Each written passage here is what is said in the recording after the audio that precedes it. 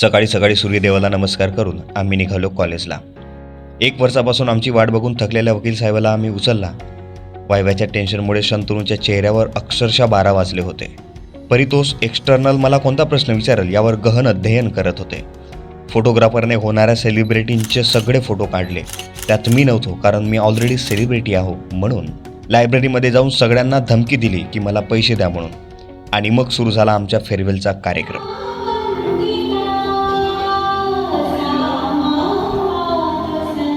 शंतनू मला कसं मारता येईल यावर विचार करू लागला, कारण मी त्याला पैसे मागितले होते.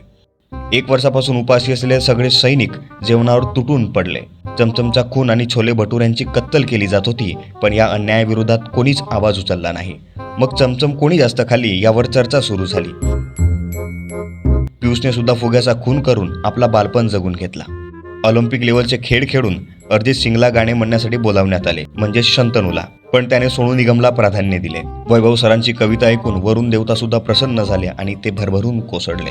डीजे देवाला नमस्कार करून डीजेवाल्याला रिश्वत दिली आणि त्याने आमच्या आवडीचे गाणे वाजवले.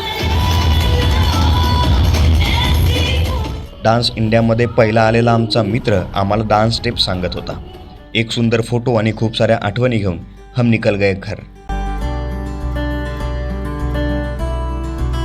नाचून गरम झालेल्या आमच्या पोटाला कोल्ड कॉफीने आम्ही थंड केले. आणि तुम्ही चॅनलला सबस्क्राईब करा, म्हणजे यूट्यूब देवता माझ्यावर प्रसन्न होईल. धन्यवाद.